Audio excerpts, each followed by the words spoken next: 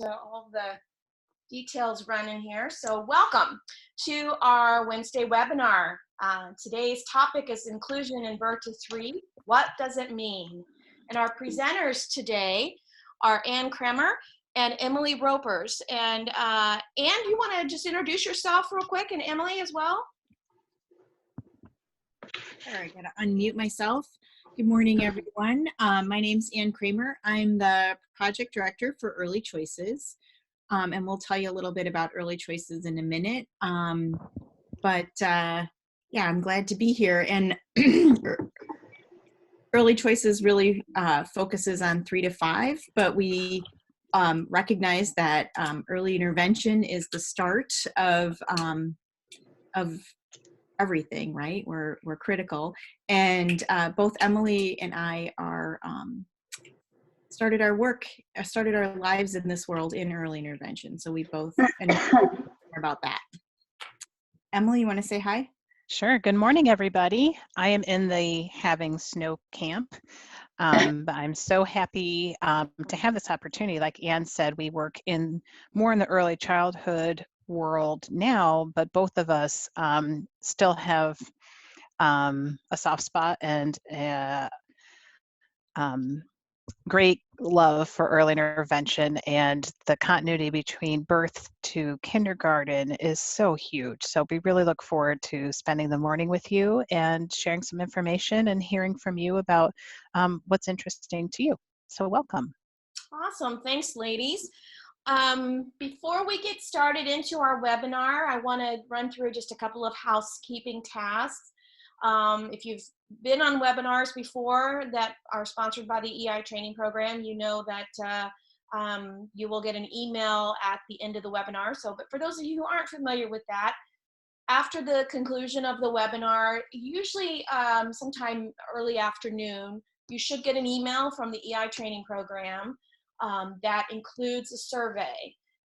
That's the evaluation survey. So if you complete the survey, and send that in, well, it'll automatically send in. You should get your certificate of attendance within about 24 hours of when that survey was received. So that's how you get your certificate of attendance for today. Also, if you've not ever used Zoom, you may not be familiar with the tools that we have access to. So I love webinars. Webinars are great because, as I said, I'm sitting in my home office, didn't have to get out in the snow, and I can still get a lot of professional development hours by participating in this way. However, one of the downsides to webinars is you don't see us, we don't see you, and so we miss a lot of that communication that is vital in professional development. So we have a variety of different tools that we have access to. The first is, I know that there are some folks that are having some difficulty hearing. So if you haven't, you're going to want to check your speaker. So at the bottom of this screen where it says audio or mute or unmute, click on that little drop down box and you should see this window pop up and you can test your speakers. Also make sure that your computer is not on mute, that your speakers aren't muted, otherwise you still won't be able to hear anything. Another way is to see who all is in the room. So if you click on the participant button on your screen, you should be able to pull up a whole list of everyone who's in the room with us. And as we go through that, you should see your name up here on top. And at the bottom, there'll be some other emoticons and controls. There will be a raise and lower your hand. We're also asking everyone, if you haven't already, to go ahead and rename yourself. Some of you may have logged in and with just a first name or a last name or an acronym of some sort, but we really do want to know who all is in the room by first and last name. So if you click on your name, you'll get an option to rename yourself. Click on that and just rename yourself. And then we'll be able to get a good picture of who all is in the room. Appreciate you taking the time to do that. And then for those of you who are interested, you can also use emoticons. You can tell Emily and Anne what a wonderful topic this is by giving them some applause. You can use those as well as communication tools. We also have the chat box. So if you haven't found it already, it should either say chat on your control bar, or there'll be a more window. You click on the more and you'll find the chat there. And the chat is going to be where you will ask questions of our presenters today, where you can share insights, strategies,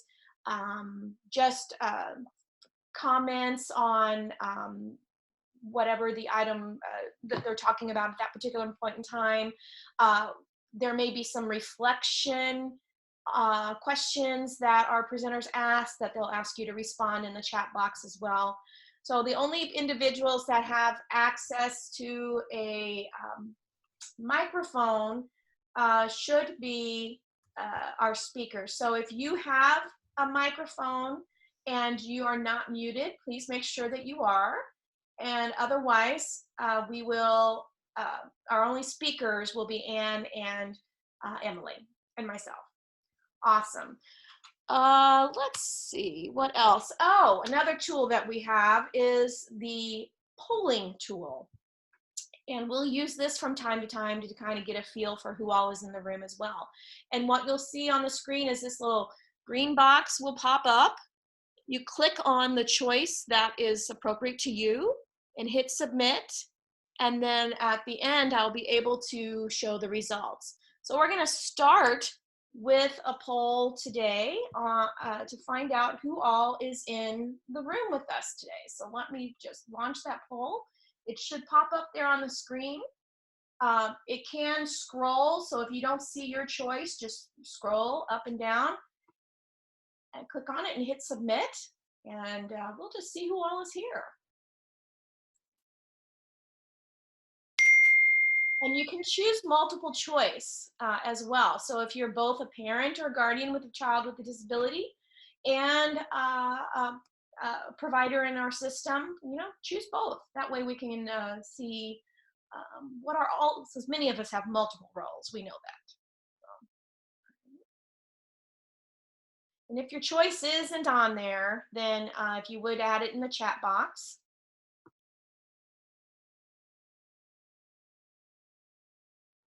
So we've got Sarah's an early childhood special education diagnostician. Okay, that's a tongue twister for me at the moment. Just don't ask me to say what's another word that always gets me going. Okay, that's for another webinar. All right, it looks like we've got the majority of folks have responded. So I'm going to throw the results up in here so we can see that we've got a couple of different parents in here, a good portion of Child and Family Connection staff, some DTs. And are you seeing this, Anne and Emily, who all is in the room with us today? Yeah, that's great. Awesome. All right. Well, let me stop the sharing there. And with that, I am going to turn it over to Emily and Anne and let you get started on inclusion. All right, thanks, Maria. Yeah, I've mentioned that I'll tell you a little bit about who Early Choices is, and a little bit about our work. So we are funded through ISBE to support preschool programs around inclusion, and we do that in a number of ways. We're always looking to support the support programs in including children in regular programs. We do a lot of technical assistance and professional development for programs and for families. And we collaborate with other Illinois projects. So hence today, we're collaborating with EITP because we know that in order to support inclusion we need to start right from the beginning, and early intervention is key in that. And also, you know, there's a lot of opportunity. Early intervention is set up to be provided in the natural environment, and that is the equivalent of LRE, which is least restrictive environment. And that's the part of the law and we'll talk about that in a little bit around for preschool and on up. So today, collaborating with early intervention is key, and we kind of set the tone. And so we hope to kind of talk through all of those pieces and how inclusion can look in early intervention, and then how your role also supports families as they move through the transition once they do get close to age 3 and on up. So, but yeah, I think the next piece is a little bit about our team. So this is us. Whoops, you want to go back? Thanks. Woo. Thanks, Emily. Emily's got control. So this is our team. And you saw on the previous slide our website. So anything we talk about today in terms of resources, you know, we try to have those things on our website, and we'll, I know we shared quite a few handouts with you, so we'll also refer to those as we go through the day. But you can see that inclusion is connected to, you know, diversity, equity, and all means all. Those are all hashtags we use all the time in our social media. So, but yeah, our plan for today is to kind of talk about what inclusion is, and kind of how we define it, and then making a connection to least restrictive environment and natural environments. And so as I saw the list of who's here, a lot of folks from the CFCs and developmental therapists and specialists, but I also saw, I recognize some of your names. Some of you live in both worlds, right? You might work in a district and also do some developmental therapy or speech and language with early intervention. So hi to those folks I know. Glad to see you here. So we're going to start out with this definition of inclusion. And this comes from the joint position statement from our Division of Early Childhood, which is our professional organization around young children and early childhood, so birth to 5. And then our NACI, which is more of the gen ed world in terms of looking at all young children, the education of all young children. So I'm going to give you a second to read this yourself. And I want you to think about what jumps out at you.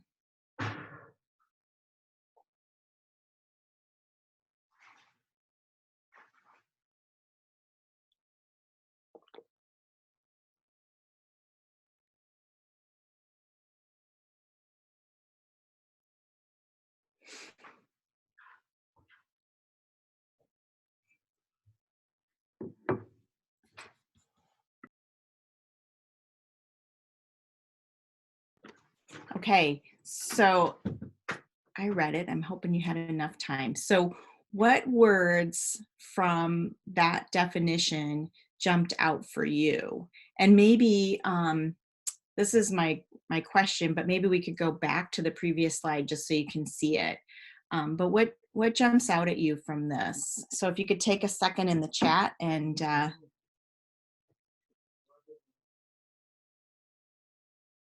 right, not just about the classroom.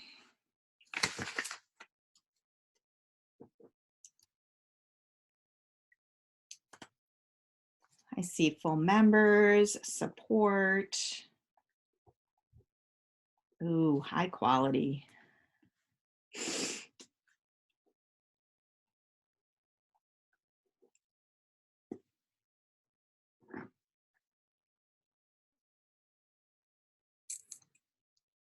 Right. Oh my goodness. Yeah. Every infant and child, all the way from We're talking about all kids, regardless of ability. A lot of folks are focusing on those key features of inclusion, which are access, participation, and supports. And we're going to talk about that. That sense of belonging.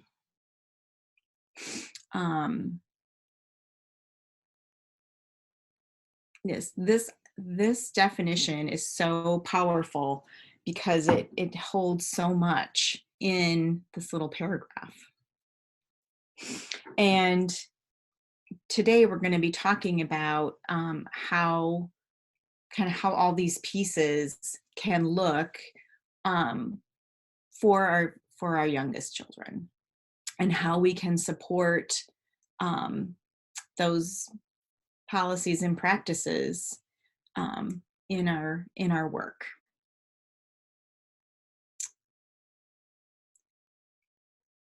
Yeah, and a lot of folks noticing that it's the right, and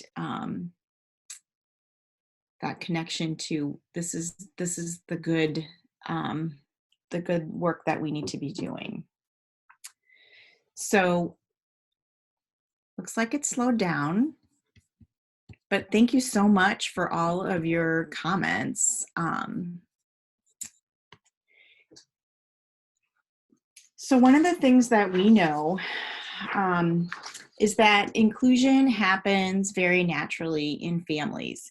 And when we bring our kiddos home from the hospital, we include them right along in everything we do, right? They're become our daily routine and our daily life for families, and we include them in our community and all the errands we run and the church we go to, and the vacation we take. All those pieces we include our children naturally, but it usually only stops when someone says there's a special place for this kiddo to go. And a lot of times that happens when we start school, right? Because that's when we have to go somewhere. And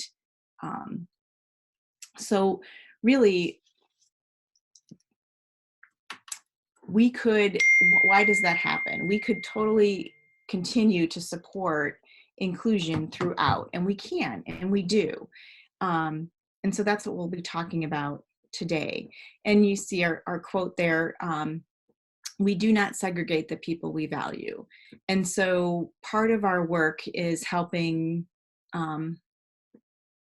teachers, families, everyone kind of look at the strategies and supports that can be put in place to support inclusive practices. And going back to that definition of making sure that we're doing it with high quality, and we're facilitating those that sense of belonging, that positive social relationship, and making sure that children have the opportunity to reach their full potential. So we're going to move on. Before we get to the video, I guess I when I introduced myself, I forgot to say a little bit about my personal story, and you're going to hear it a little later. And for those of you who know me, I'm the parent of 2 kiddos, and well, they're not kids anymore; they're young adults. But my oldest, Austin, has Down syndrome. So when he was born in 1990, that opened my world to early intervention and all things special ed that I didn't really know too much about. And then followed my career because I was like, I need to know this. So I went to school and, went from elementary ed to early childhood and early intervention. So as we talk about this today too, a big focus for both Emily and I will be on how we can support families in this understanding of how they're doing it, and we can support them in doing it all the way up as their child grows. So we have a little video for you because we always think it's helpful to see it in action. So this is from Desired Results, and just going to let you watch this little video about inclusion happening for this little girl in early intervention.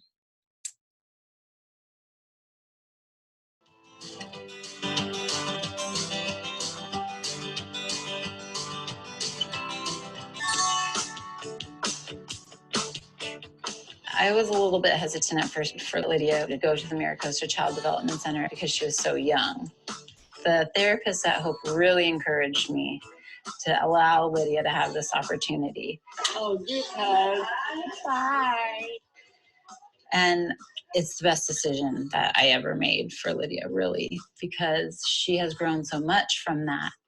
The philosophy at the center, which I strongly believe in, is totally including every aspect of every child and every family and making a place where everyone feels at home. Lydia came to my classroom a few months ago and she just kind of fit right in immediately. She's really gone full force into doing everything and trying everything and doing it all on her own. She brings a lot of joy to the classroom. It's fun listening to her ideas and seeing her interacting with her peers here more and more. Early interventionist Debbie is sort of the homeschool liaison. She connects what's happening at school with what's happening at home. She communicates with the teacher and with myself about where Lydia is and what we can do to encourage more development and growth. Someone who's watching the classroom wouldn't even know that Debbie's a consultant, that she's here just being a teacher in the classroom, because she's really involving all the children and interacting with the teachers to support the children as a whole. I come here once a week to help support Lydia and work with the excellent teachers at the school. I don't just work with the kids that have IFSPs. I work with all the kids and try to figure out ways that all the children in the classroom can be successful. I really like the collaborative team approach that we have. I don't feel like tell me what to do in either direction. It's more, here's what I'm thinking or what I'm observing. What do you think? We talk about things that are happening in the classroom, maybe ways that we can adapt some of the activities so that the kids can be successful. Putting something on the floor for the child who can't walk, so it's easier for them to access that activity. There are times when I want some more specific advice because I'm not the expert on what to do. And just being open to that is really an important part of this relationship. And what I am an expert on is the classroom itself and just kind of what we do here. And that's really valued. And so I feel that it's a team effort and really benefits the child so much. The kids in Laura's class are really first time at preschool. And they're all learning from each other how to negotiate their way through what I call preschool politics and learn how to wait their turn. And they all learn from each other. Being fully included in a program like this where kids are able to feel secure and safe and they have a sense of belonging, true learning comes out. Working with children with IFSPs and typical children in inclusive setting really mirrors life.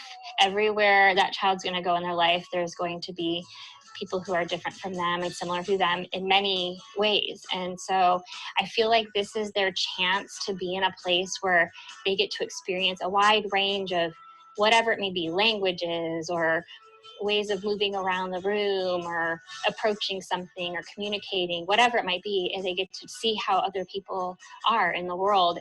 Everyone can learn from one another. Hopefully, I feel like that sticks with them because it's such an early experience. I really feel like inclusion is just being a good teacher. Every child can use things here and there to help them get through their day and to learn better. And so we're just about that individualizing for every single child and family that walks in our program. And it really is no different if you have a child with an IFSP or IEP in your program. It's just getting to know them in the same way and working with the family and those people who care about and are working for the best interest of the child.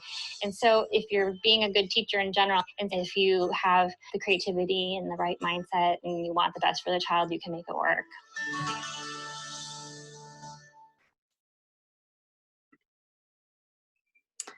Thanks, Maria. So Maria put the link for the full video in the chat if you want to copy and paste that. It's a much longer video. But did you hear the keywords from our definition in there? I heard a sense of belonging. I heard individualized, being a full member of the classroom, children with and without disabilities. And I loved her talk about how it mirrors life. I mean, going back to that idea that inclusion happens naturally, and until we stop it, that this, this little clip here, and her talking about how it just mirrors life. Like, people get around differently. There's all different kinds of diversity, and it's happening there. I like that. And then also, we're going to talk a little bit more about the roles later on around that teaming and collaboration that needs to happen to support inclusion for a kiddo like Lydia Rose, who's included in a program, and having the early interventionists provide some of the supports there in the program. And kind of, it isn't just about the developmental skills, but it's also about supporting that teacher or that program in implementing those as we go through. So we've got some more info for you, but I'm gonna whoops.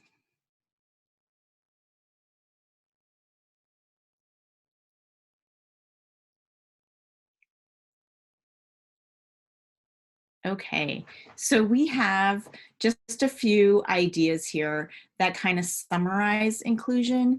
And so I'm just going to talk a little bit about what these mean. And what we know is that these are some key features that we talk about. So when we are looking at kiddos, we always look at ability, not disability. So what is it? What are their strengths? What are their gifts? How can we use those abilities to support their learning and help them take the next steps? And I think we in early intervention are pretty good at doing that and helping our families see those abilities. And inclusion's about working and learning and growing together. So you heard that in the video, that that teaming piece and the different folks coming in and offering supports and thinking about what's best, the best ways to support that access and participation in the classroom or in the program. And then we always assume competence, right? We always look that we know, and she said it in the video, when Lydia Rose came into her classroom, she just kind of got going. And so, and kids learn best from each other. So not that we don't want to be problem solvers or supporting development and thinking ahead about what we might need, but we also want to assume that we're going to be successful. And finally, inclusion's a journey. It's never over. We're always working on refining and looking for ways to better support kiddos. And again, as a mom here, Austin's now almost 30 years old. So and inclusion's still a journey for him, because now we're working on things in, we're looking at lifelong learning. So it's always happening and always being thought about.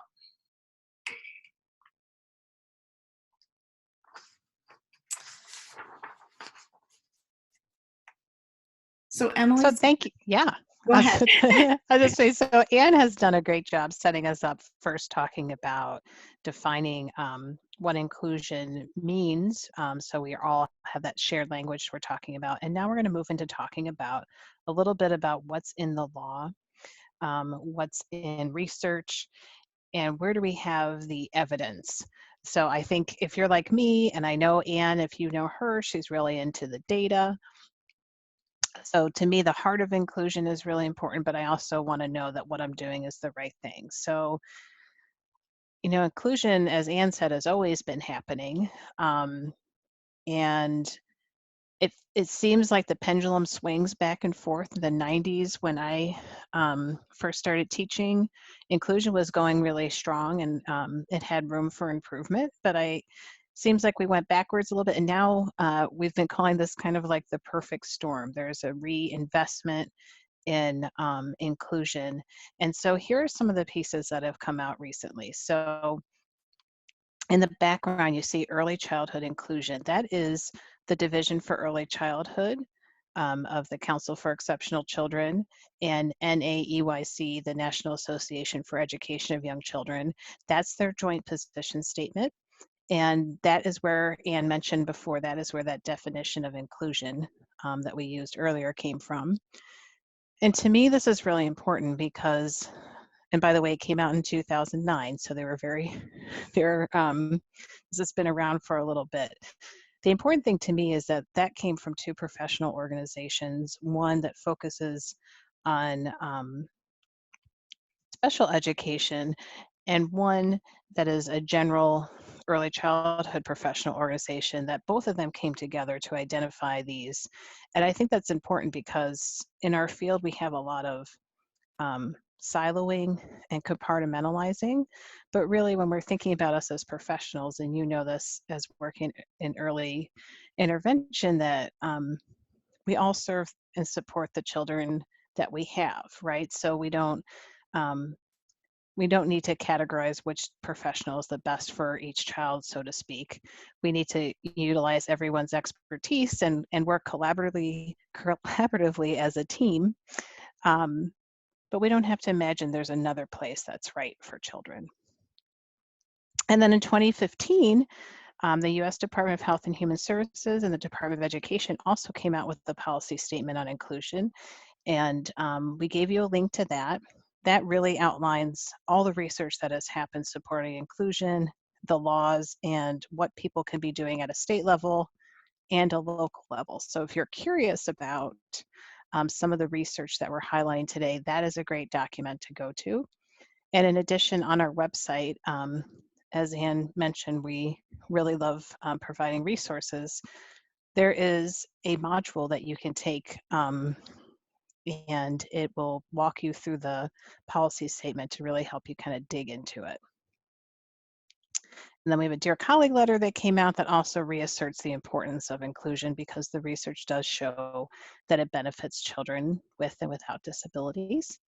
And finally, we have this Building Inclusive State Childcare Systems. One of the challenges that Illinois is facing, and many other states are as well, is supporting children with disabilities in childcare programs.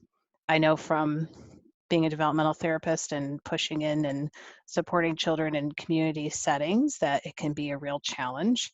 And I know from my very early years working in a child care program, also being in a child care program and utilizing the resources we have to support children with disabilities can be a challenge too. So it's an opportunity for all of us in the field in all of our different roles to support families who have children with disabilities so that they can have high quality care.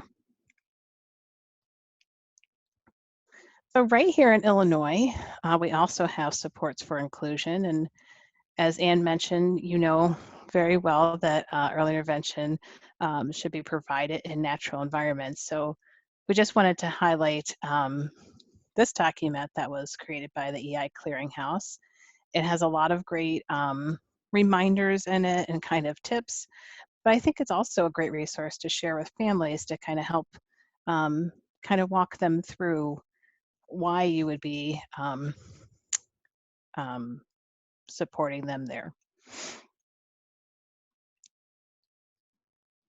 And then finally, this one has a special place in my heart. This just came out, I guess it's been a year now, maybe a year and a half. Illinois has adopted an early childhood inclusion vision statement. And this is showing that Illinois is making a commitment to each and every child having access to all the same environments as children who are typically developing. And this, you can see, is endorsed by many of the agencies that and entities that are here in Illinois that touch the birth to 5 population. And it kind of helps to remind us that having a vision is really important. And so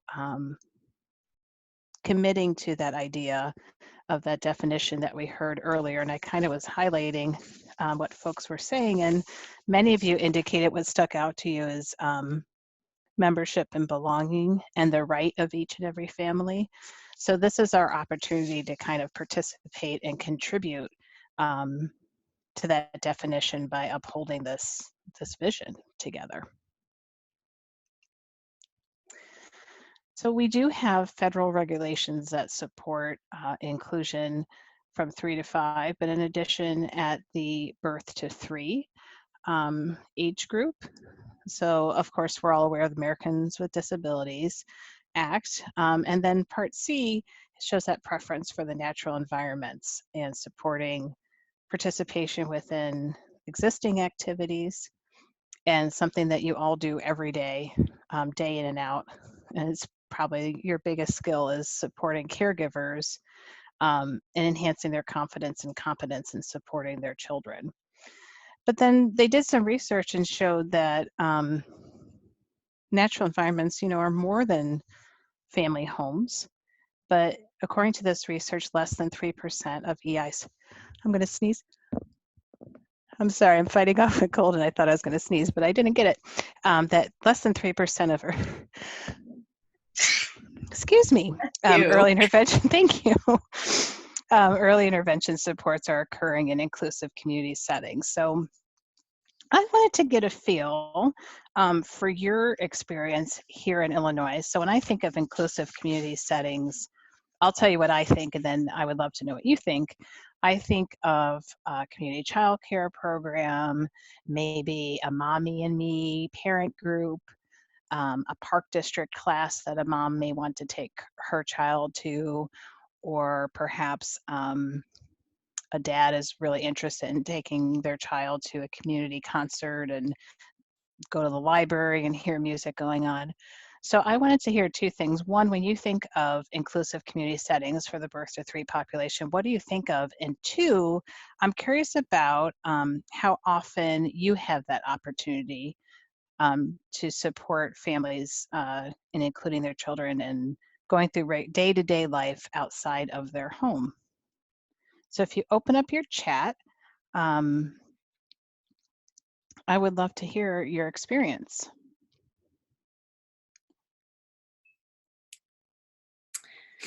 That's a great question, Emily. I was wondering the same thing. Like, how many of you get a chance to actually be out besides just getting into a family's home, but thinking about childcare or meeting them at the grocery store kind of thing?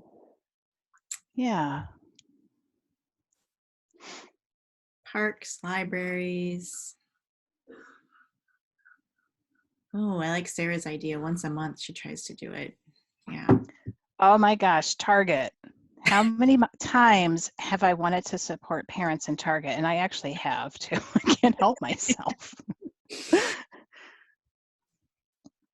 I love going to the park. What an opportunity to connect families with other families right in their neighborhood.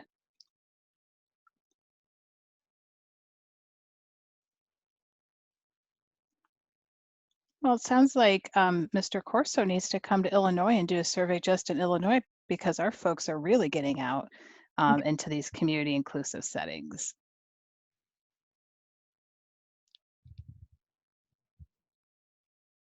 The zoo, what a great place. A swim class, that is brave. I have to really care about someone to put a bathing suit on. So I really appreciate that you went there.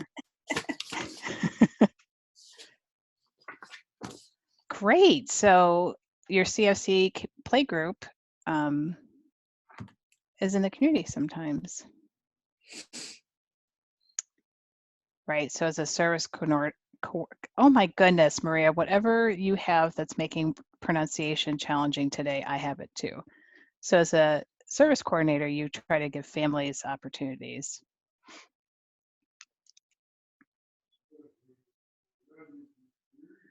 Hey, thank you forever who supports me in the bathing suit aversion. Going for a bike ride, what a wonderful idea. Because I think about, you know, as even as someone who worked in the field, when I brought my son home and did things in the community, it would have been so helpful to have someone help me problem solve some of the challenges that I experienced. I have Well, to thank you so. I have to pop in here real quick and just give a shout out to Mary Smith. I don't know, many of you know who Mary Smith is. Her son has cerebral palsy, and he's about 4 years older than my son. And she was the one that helped me adapt our cart so that I could get Trevor out to ride bikes with us. And it was huge. And it was just another mom. You know, we were just like, okay, how can we make this work? And it was so, the world just opened up a little bit more for us because now we could do things as a family together, and things that we did before we had kids. So anyway, sorry, I didn't mean to interrupt, but I just No, put that in. thank you for sharing that. That's awesome. And then Lindy shares with us that she is a service coordinator, and it's also a parent-child autism. And I love that you are sharing your wisdom as a parent about how to access that community. Because really, recreation as a family is such a huge part of family well-being. And so having the opportunity to support families in building up opportunities to do recreation together and be out and participate in the community is so huge. Thank you so much. I really appreciate that. And good on us. Illinois is going strong here. So we're going to talk a little bit right now about why inclusion is important. And it seems like maybe we're hitting this really hard, but we do all play a role in supporting families and making choices in early childhood, and being firm in our knowledge and awareness of what the possible outcomes are and potential outcomes and likely outcomes of inclusion are can really help us guide families to explore inclusion and embrace it and pursue it as they transition into the school world. So the first is, and I'm sorry, it looks like our pictures didn't translate here. So there was a really pretty picture of two really cute kids here. So the first point that we find in research again and again is that all children with disabilities benefit. Research has shown that children, even children with significant disabilities, benefit from being in inclusive settings as well as their peers.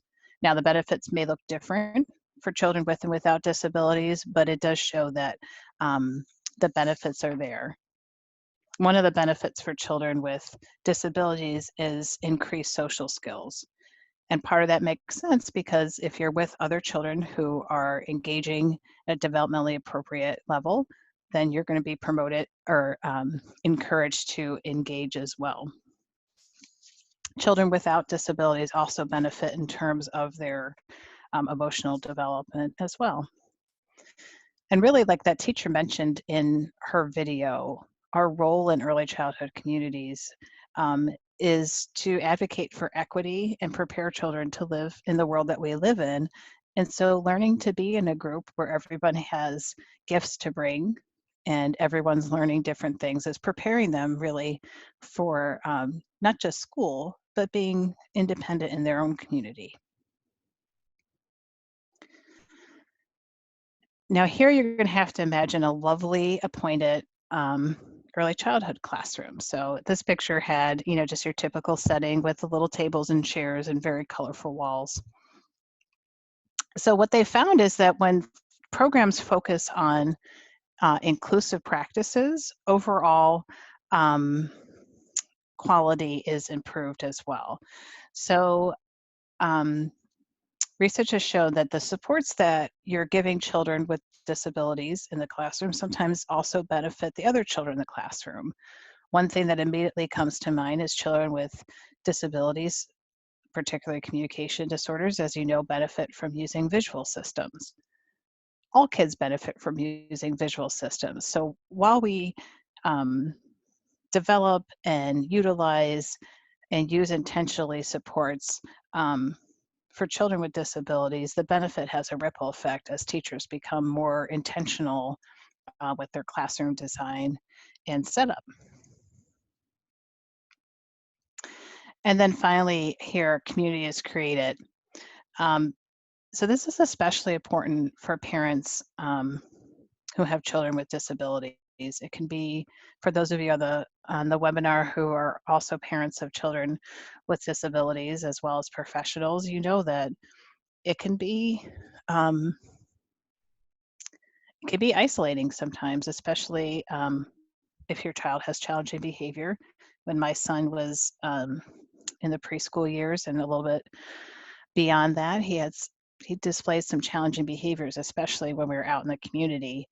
And it was hard, even for me, as someone who was a preschool teacher and a developmental therapist. You know, people kind of look at you and maybe don't want your kid to play by their child. So being an inclusive program and a setting where other adults, professionals, caregivers, colleagues are supporting you as a parent in belonging can really help you so much. And that ripple effect goes on into your parenting, it goes into your family life.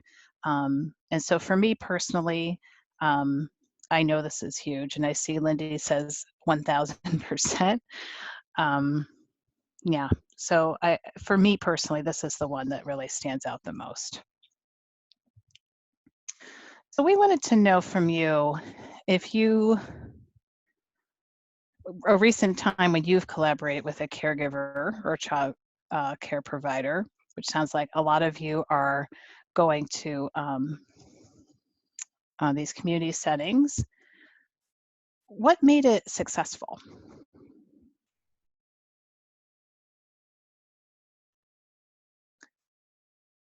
While folks are thinking about that statement, I am going to make some changes to the PowerPoint here for just a second. So please use your chat box and answer the question, and don't pay any attention to the person behind the curtain. So Amy's sharing with us that what made her collaboration in the community successful is mutual respect. And I can't agree more. That is so important. We all know how important it is to feel respected and honored as the first teacher of our child.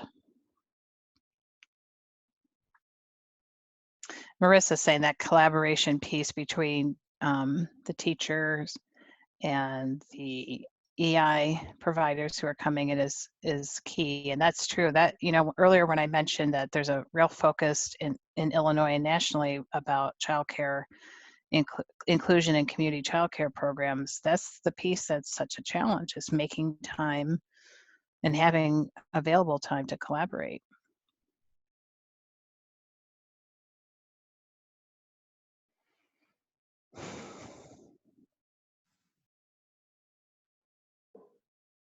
Keep answering the question, folks. Yeah, and they're great answers too. The curtain is taking a moment. Yeah, That's okay. That's fine. Active listening, frequent communication. I love supporting quality of where they're at, honoring where they're at, and building with small steps. Well, there's the pictures. Well, and I noticed that folks are talking about like someone talked about meeting the provider where they're at and not talking down to anyone, because we have a set of skills and sometimes we get a little we expect other professionals to have the same set, and they might not. They have different experiences. Right.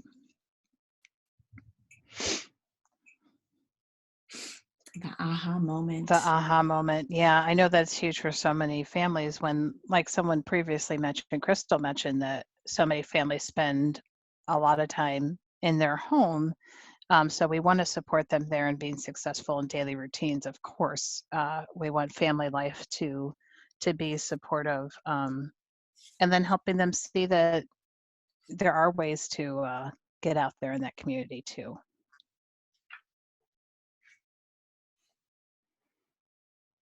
And I love, Susan, pulling other parents into an activity, benefiting everybody, and just kind of making it more natural community experience.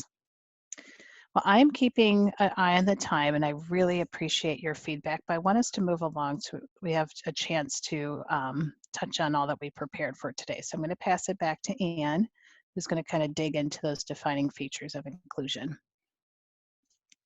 Okay.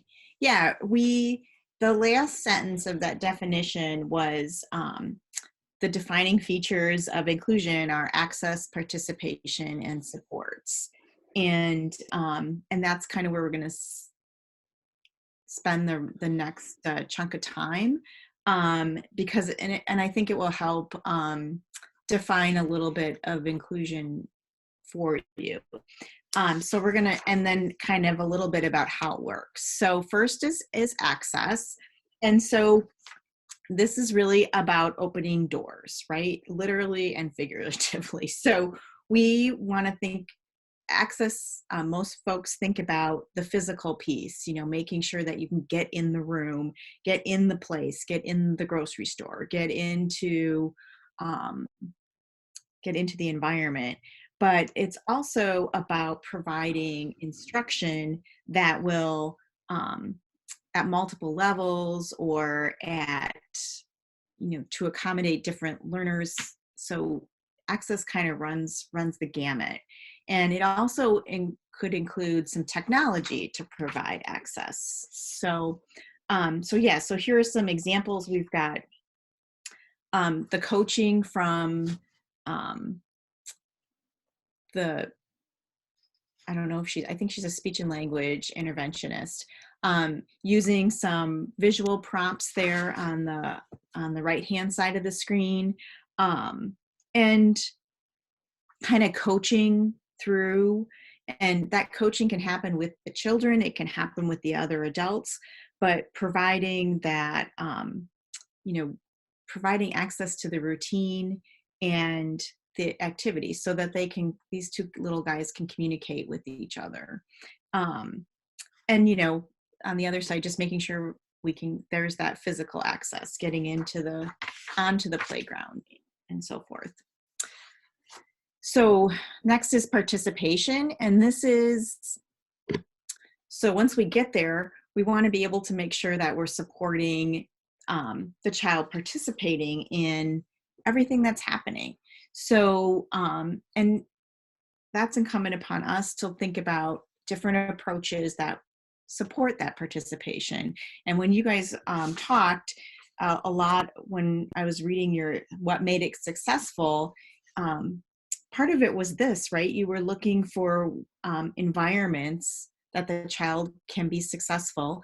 And then that aha moment when the family could see that participation, that playing with another child or participating in the activity. So we want to make sure that what we know is that it isn't about the child being ready for the environment. It's kind of about what we can do to support that environment to be ready for the child. So here's a couple of examples around that. We've got ways to support each child. So in an early learning center, you can see there could be adaptations of toys, connections, just sometimes proximity, playing alongside another child, and then using those strengths. So in the picture on the right, you can see they're using the boy's wheelchair tray to build with the lightweight blocks. So just kind of making those supports to allow for participation. And then I just said the next one, which is supports. And this is, I think, what we usually think about when we think about inclusion, because this is our world, right? It's what kind of supports do we need to make it happen? And it isn't just the supports that we need for the individual children, but we can think about the supports that we need, and so that professional development for ourselves and for the other team members that we have, and looking at opportunities, that we can plug in those supports. So some examples, some teaming. I think actually that's one of our folks who are on the call in one of our pictures, but working together to kind of problem solve and get some professional input and planning is one example of support. And then also just looking at different strategies. Here's again a technology support in this picture, but also how do we use this technology support? So it kind of provides some access and participation, but then something like a switch toy, how do we use that in the childcare setting? When is it appropriate? How do we use it? How do we encourage her? All those pieces can be part of that support. And then families need our support too, right? We can't just think about those other professionals, and the child. So how do we provide support for families? We can do that with some different ways, including, all the work that we do as service coordinators to support their understanding, sharing information, asking families what works for them, and trying to expand that. So there's lots of strategies, and I think early intervention, again, is really good at looking at those supports for families. So we got a question for you guys. How do you see your role in supporting those key features of access, participation, and supports?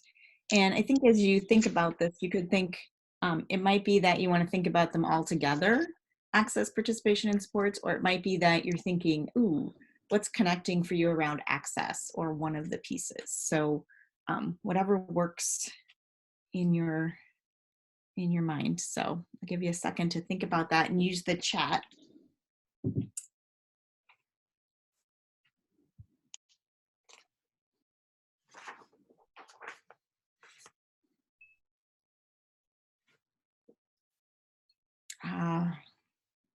Yeah, connecting those three pieces so the family can kind of see the whole picture.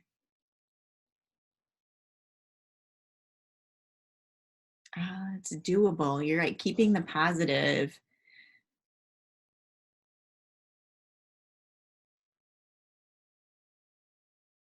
Helping kind of identify possible challenges and what you can do. I remember finding it super hard to even ask the question sometimes for access, like, can we do this? How do we, can I enroll Austin in this? Can I go to this class? Can I do this? That can be a challenge for families.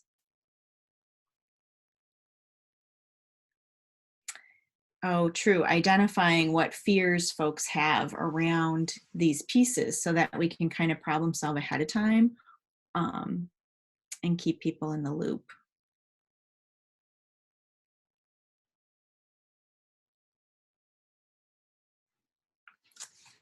Yeah, you guys are all looking at connections.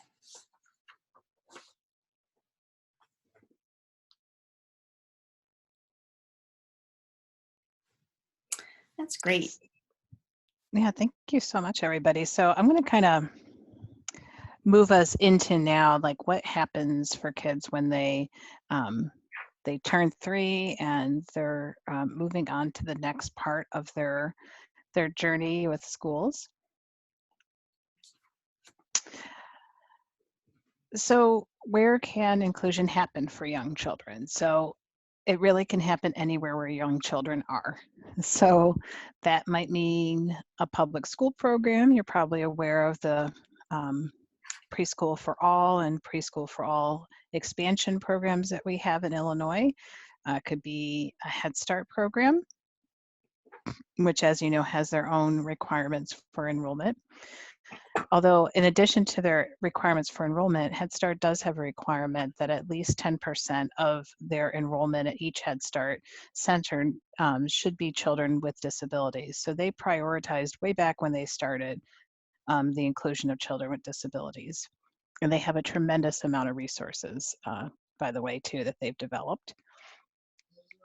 Community program, kids, you know, Anne's going to share her story in a few minutes here, but children with disabilities have been included in community programs for a long time, and much of it is because of the collaboration between the providers and the families, and oftentimes you all, the early interventionists who are in there supporting and problem solving and looking at what's positive and possible for each child. And then community-based programs like the YMCA or Park District programs. Really, children with disabilities should be wherever they would be if they didn't have a disability.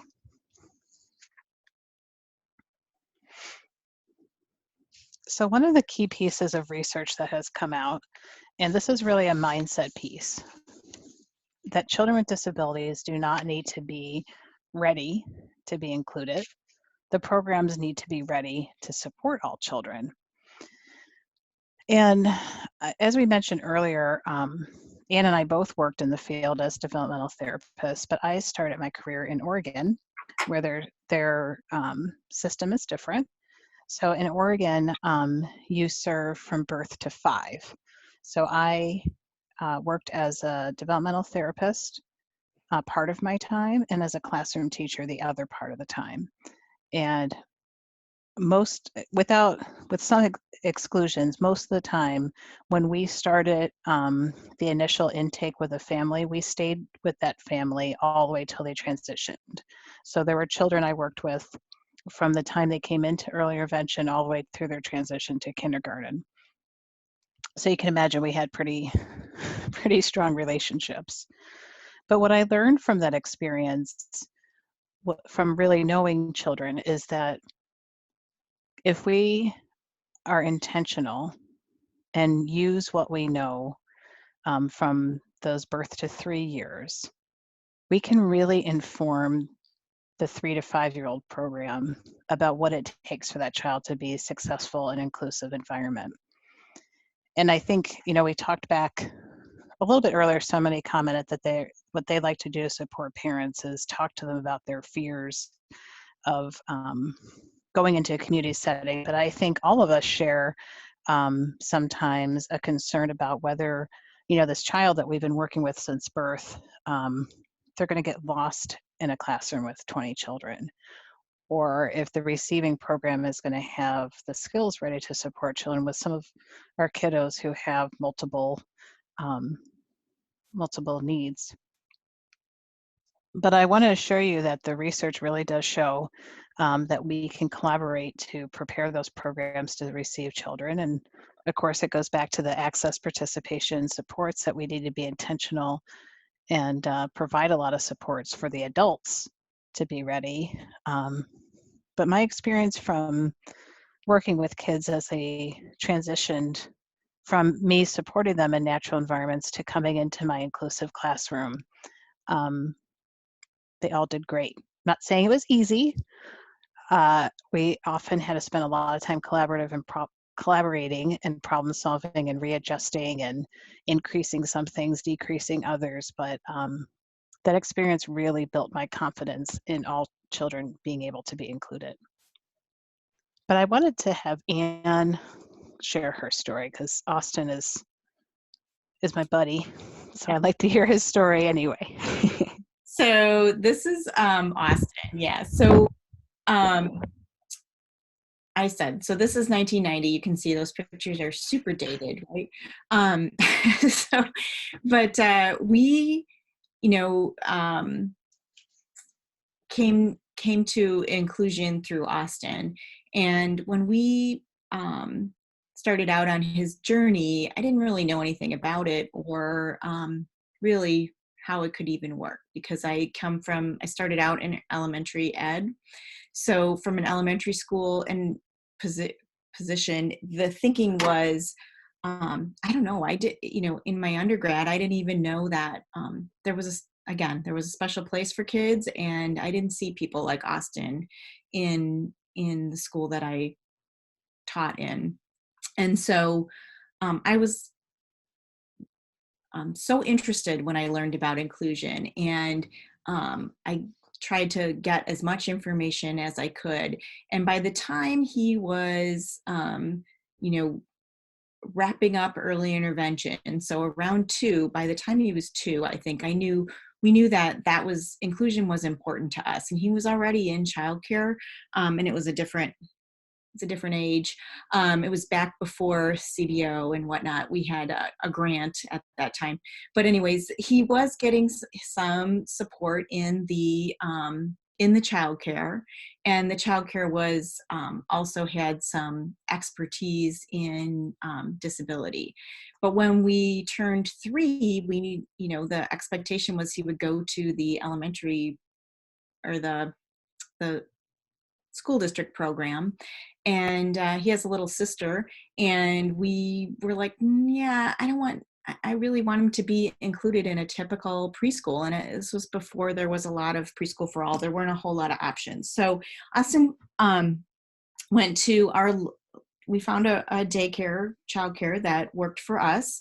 And so he went there from 3 to 5, and the school district was able to provide the supports in that childcare setting. And I think there's his 5th birthday, so he's wrapping up his time at the childcare, because when he turned 5, he went on to kindergarten, and it really set the stage for his lifelong inclusion. And so there he is, pretty recently, drinking a beer with his buddy, and at a family gathering there for the Packers, because he's a big Packer fan. But what inclusion meant from those earliest days is that we had the expectation, and we wanted this to work as a family, and we worked with our providers all along the way. And will I say it was easy? No, not. Sometimes, some years it was, but you remember every transition we have in here, right? From early intervention to early childhood to kindergarten, and then every grade level, and then we moved in there. Like, there's lots of things that happen, right? So it's a lifelong journey, but I think it set the stage for his long-term success. And we're still, like I said, it's still a journey. We're still working on it. We're still looking. He's got a job, but he could work more. He's, life changes. He's transportation. We get something set up, and, something changes. So it's a lifelong journey, but I really believe it set the stage for his success in the long run. As a young man who has a job and takes Uber and goes out for beers with his buddies, but just like any other 29-year-old young man. So. Thank you. I know he's a good-looking guy, and I think he's fairly aware of it.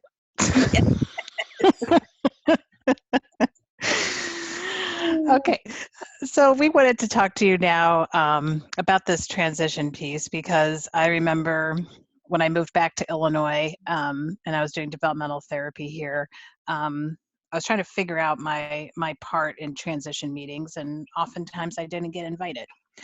So I wanted to know how often you have the opportunity to support families in their transition out of early intervention, and do you have the opportunity to support or advocate for inclusion?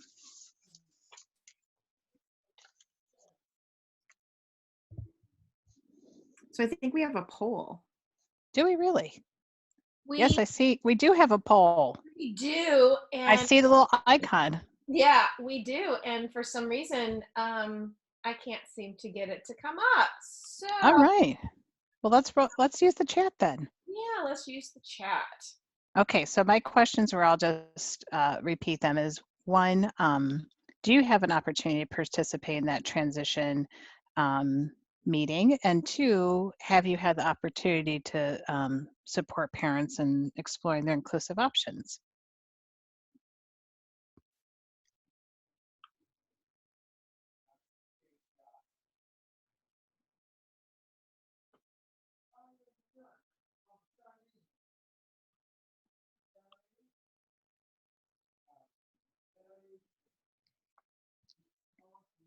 Yep. That's great. Yeah, I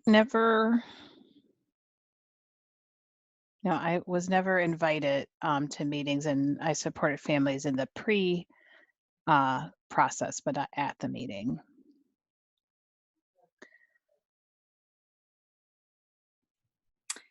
Yeah, so Sarah kind of hits the nail on the head. A lot of families don't know that inclusion's an option for their child.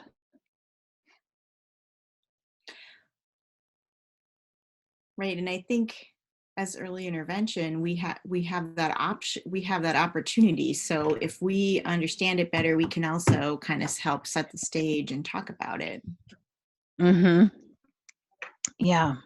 So thinking about, the times that we have together before that to kind of, it's a process. It takes a lot of mental and emotional work for families, as you know, all of you who are parents, to make a transition into your child going to early care and preschool. So, thinking about a child with some different needs can be even more challenging. So we wanted to kind of, again, I appreciate your input, and I see you, Sarah. I hear you that the supports aren't always in place. We will come to any district. I think Ann mentioned earlier, but we do work statewide. So you have free reign to hand out our information to anyone you're working with. So all this depends on a growth mindset, and that really is a belief system that suggests intelligence can be grown or developed with persistence, effort, and a focus on learning. And really, when you read these statements, it's really hard to imagine saying out loud that you believe that someone has a predetermined amount of intelligence, skills, or talents, right? I don't think anyone would want to say that. However, if we think about our choices in our words or the opportunities that family are given, I know I've heard things said about children like, well, he is definitely a self-contained kind of child. I'm not really sure what that's supposed to mean, but that sounds to me like someone is suggesting that they know from meeting a child what they're capable of doing. So we want to move away from predicting the future, making guesses about what children can do, and really believe and make choices that affirm that we all know that all of us have the ability to learn. We can't learn everything about a child through one assessment, and that what we do need to know is that the research is showing us that inclusion has the best options for children. So least restrictive environment, as Anne mentioned earlier, you can think of as kind of the preschool age natural environment. So it's legally defined as the environment in where the services will take place. And it says really clearly that to the maximum extent appropriate, children with disabilities are educated with children who are not disabled with the use of supplemental aids and services. So they're very clear in saying that, of course, we're not going to put a child in a setting and just hope that being in that setting is going to support them. We have to use those supplemental aids and services, which are individualized for a child. So the preference is here in the law, and at those transition meetings or in your conversations with families beforehand, as you know, that's where we start. Every conversation has to start from where they would be if they did not have a disability. And yes, Alyssa, thank you for reminding us. This is from IDEA, the Individuals with Disabilities Education Act. So sometimes it gets confusing. So we like to be really clear that LRE is the language in the law.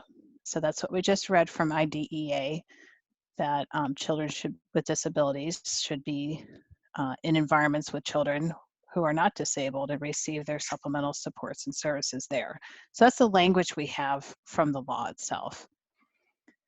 Inclusion, if you think about that definition earlier, inclusion are the values, the policies, and the practices that support a child in that environment. So we have that legal foundation with IDEA and LRE, but we need to supplement that with kind of the action steps or supports that are going to support that child and their family. So supplemental aids and services in a classroom can look like a lot of different things. In this picture, this is an inclusive classroom in Illinois. You can see that there's adaptive seating here. Instead of just having these regular early childhood chairs, we've got cube chairs at the table. And on the table, this teacher has provided visuals for how to play. This was set up as a veterinarian's office. So this teacher was facilitating a child's play by giving them visuals to participate in that classroom. So we could have teachers as the supplemental support in the classroom as a services, physical therapy, occupational therapy, social work, speech and language services, mental health consultants. All those kind of services can be and should be embedded right in this classroom so that the child can use those tools in the context in which they are using them. So we don't want a child to learn something in one environment and try to use it in a different environment, because we know that many children with disabilities struggle with generalizing their skills. So the idea is these aids and services will be taught and supported in the environment in which the child will be. This is another example.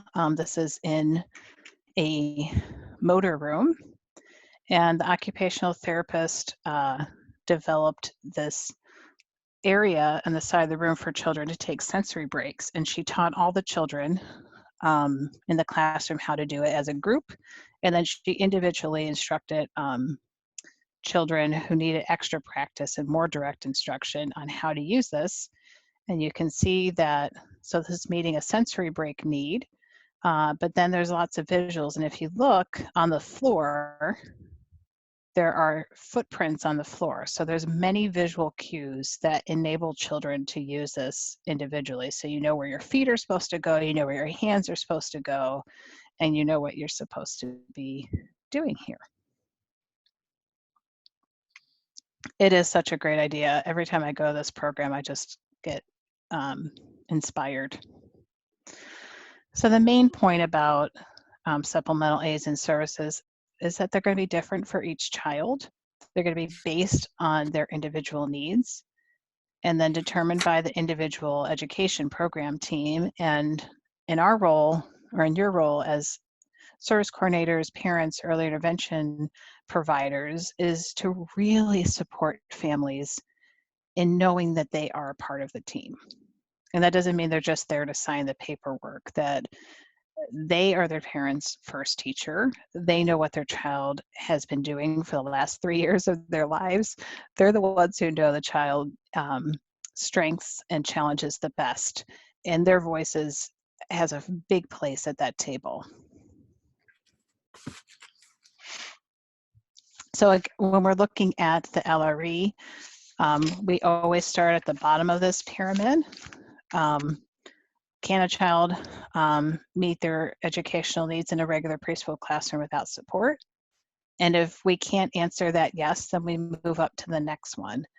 And it's hard for me, I'll just tell you my own personal bias, it's hard for me to think about a very large percentage of children who don't need to move past the second step. Or excuse me, that would move. Most children with the right supports, the right staff, the right mindset can be supported in a regular preschool classroom. But again, if the entire team, including the family, feels like their needs can't be met, they would move up. What often happens is we start at that separate special education classroom and then try to decide backwards if we could add in supports to make it successful. So my takeaway from this visual and for thinking about supporting parents is that we really start where the child would be if they didn't have a disability. And then again, in terms of advocating and supporting parents, this is from the law again. Placement decisions have to be based on the child's needs and IEP and not on administrative convenience, the disability, the program label, or allocation of funds. So the district or the LEA, whoever their provider is, needs to provide an opportunity for the least restrictive environment, regardless of what they're currently operating. So to support you in your work with families, those of you who are service coordinators have surely seen this. It goes in your transition packets. But we have an Illinois inclusion brochure that goes over the law. On the front page, you see quotes about IDEA. It has that definition we talked about earlier. It has information on access, participation, supports, and we now know that we were able to produce it in English, Spanish, Urdu, French, Polish, and Arabic. So these are all available on our website for instant download. They're also available printed from us. If you would like copies in any of these languages or all of these languages, you can reach out to us and we would be happy to ship them to you. But again, they can be printed right from our website, and Maria has put the link there. And actually, very soon they'll be available through the Child Find website also when you order. We just added them to the transition. Right. That just Thank happened. you. But we had been sending them out to CFCs kind of on a regular basis, and kind of it's just a lot of work for us, or not, I wouldn't say a lot of work. It's just it seems more streamlined to come right from Child Find where the transition packets are coming from. So. Yep. Yeah, and the inside of this has the definition of inclusion and those key features, and then some models about how it can work. So it's a great resource. I hear you rustling it. You have it in your hand, don't you? I do. It's never far out of reach. As if you can read, as if you can see me. Yeah. So we wanted to pause here and see if you had any questions or comments regarding the LRE or where you could find more resources. Again, if you're curious about it, we have an online module called Understanding LRE, but if you wait just a little bit, we're completely revamping it and it's going to be even more lovely. So stay tuned for the launch of that, but there is one available on our website currently. We also have that module on the federal policy statement on inclusion that really kind of digs deeper into this too. You know, Anne and Emily, I was going to talk about or ask you about when interventionists should start thinking about talking about LRE with families, and that they really should start talking about that so early on, is that you just don't start thinking about it at that 3-year-old transition. You need to start planning ahead. Is that, what would you say to that? I agree. I mean, I think we had a joke when, you know, the when I'm 3, where will I be? We had she's 1, let's get it done. Like, you know,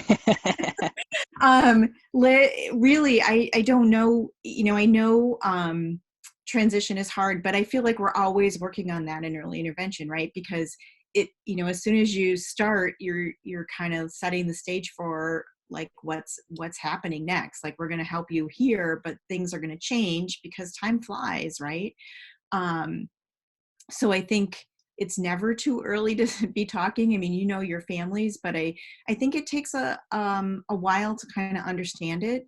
And right, we all have our own biases from our own experiences. So we don't know, I mean, we all had different school experiences, and some of us experienced inclusion perhaps, and some of us did not in our own education. And so some folks don't even know that that it's possible. And I see someone asked about partnering. We do, Early Choices partners with any school district. That's our charge. And we certainly do try to work with, we have some Chicago public schools that we work with. We do not have a direct link with their eval teams, except through, we partner a lot with StarNet, and because again, it's part of our work, right? We're a small but mighty project. There's you've got 2 of a 3 full-time equivalent staff. So, and we cover the whole state. So we do our best. And that's why we collaborate with our partners like the StarNet regions, because they have access. And we certainly do collaborate with the Chicago region a lot. So other questions, maybe we'll keep moving because we're only 4 minutes out here. Yeah, what do you want to do, Anne? Do you want to do one of your vignettes and then move? I think maybe we just go to what makes inclusion work, because it will talk about it. Yeah. Yep. So feel free to chat, because we've got a couple minutes left if you have some questions. But this is how we do our work in Illinois with, and in order to support high quality inclusion, kind of all these pieces need to be in place. And this is kind of our frame for thinking about inclusion. And I think it might be helpful to you too, to kind of think about all these pieces. They're not necessarily, they're kind of birthed through, life, really. We need to have that vision and attitude, and supporting the idea that inclusion works, and those benefits that Emily talked about. And then all these pieces kind of just support the good practice, right? Everything from professional development and professional learning to those great practices that we know are effective, making adaptations, connecting with our families, having administrative support, and then, doing it all from a collaborative and teaming perspective. So this is how we work, and the way, kind of the frames that we use to think about when we are working with programs. And then, our whole hope for today is that you will you heard our stories, you heard our connections, and that you will support families in having big dreams for their children. And really that importance on, we're just the first step. And this is kind of setting them on a path for their whole life. And so if you have any questions, you've got our emails. You can also follow up that way. And we're happy to share any other resources. So, and yes, if you're on social media, Twitter, Instagram, Facebook, come find us, earlychoices.org. We try to connect, put out information that will support families and support providers, and just kind of some general awareness things around inclusion. So make sure you connect. Maria, do you have any housekeeping things, since we're right at time? I do. First off, I want to thank both you, Anne, and Emily for this wonderful presentation. I think it's helpful for us to think about inclusion when, as outside of in the moment, because a lot of that requires planning. And as you said, I forget what the slide said, but vision and attitude. And so having those things ahead of time, that it is possible, and why wouldn't it be possible? And let's see what we can do to make it happen, is the mindset to come from. So thank you so much, both of you. We have just a couple of other little last minute tidbits here. So just remember that if you haven't already, that you will be getting an email from the training program. There's a unique survey link in there. So if you didn't register, you won't get that unique link. So hopefully you registered individually so you can get that link, and you will get your certificate of attendance within 24 hours. And just as a reminder that we have a couple more webinars coming up. On Wednesday, March 4th, we have Joanna Higgins, who's going to be talking about coaching families to address challenging behaviors. And then on March 11th, we've got a presenter, Karen Williams, who's going to be talking about home visiting in Illinois. For those of you who are not familiar with that there are additional programs out there that can support our families that are going through early intervention through home visiting as well. So with that being said, thank you all for joining us. We hope you have a great rest of your day. And for those of you that got snow, hopefully you can get out now. And for those of you that don't, you're so lucky. So have a great rest of your day. Thank you so much. And we will see you, many of you, next week.